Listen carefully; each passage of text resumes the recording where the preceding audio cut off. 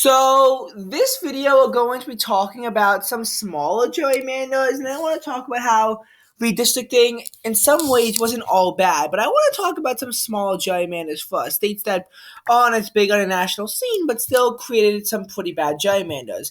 Like, look at New Mexico. New Mexico's old map was this. You had one pretty safe Republican-leaning seat, though the Democrats did actually pick up New Mexico's 2nd Congressional District in the year 2018. The first district, which is pretty blue as well, and in the first district, they made it to the first district where is now pretty safe blue, but has that competitive nature to it. And a fifth and fourth are both toss-ups, but both Democratic leaning. So they essentially made the first and third districts incorporate more Republican leaning areas to make them still blue, while at the same time having the second district become Democrat +4. Now, the goal of this was to, of course, increase Hispanic representation in Congress. But the map is currently in litigation because they say it dilutes the Republican votes. Essentially, this would mean that the Democrats would have to have a bad year for Republicans to win any seats. And looking at some of the concepts, they really were trying to hopefully avoid this kind of thing, but they really gerrymandered this one. Another state, Nevada.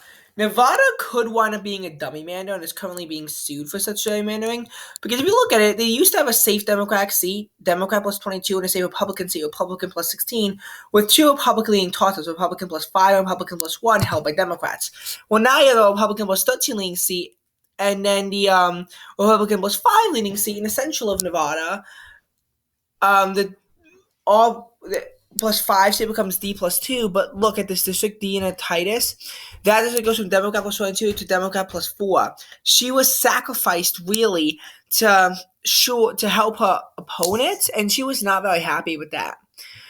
They really diluted Hispanics just to gerrymander the state, and even some Democrats aren't happy with this, because really with this map, good year for Republicans. Republicans can win 3 to 4 of these seats. 2022 will be a test as to whether or not Nevada Republicans can do well, because if they can, then they're probably not going to be able to flip any for all these years. Hell, even the second district isn't totally solid either if something happens. But I still really think that the Democrats are holding a dummy mander on this, and I mean, it's risky gerrymandering. In the state of Utah, meanwhile, it's also being sued for gerrymandering because look, in a previous map you had a slightly tall, say Republican +15, that the Democrats actually won in 2018. Well, now it becomes Republican +31, as Salt Lake City is literally cracked 4 ways between all 4 districts to make them all very strong Republican leaning.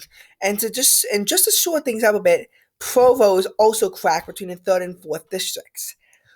And when you look at it, there were maps to make the 4th district almost be like a Democrat leaning district, or really, the original map was a pretty big gerrymander, and now just completely gerrymandered the state to oblivion. It's being sued for gerrymandering now.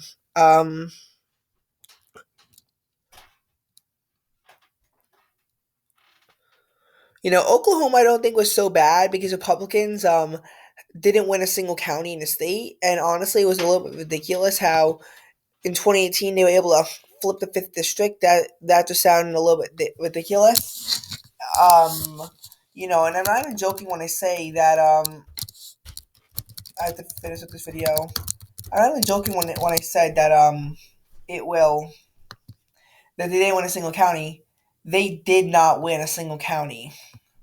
As a matter of fact, the last time they did was, I have to type it quickly, that they even won a single county in the state was 2000. Okay, goodbye.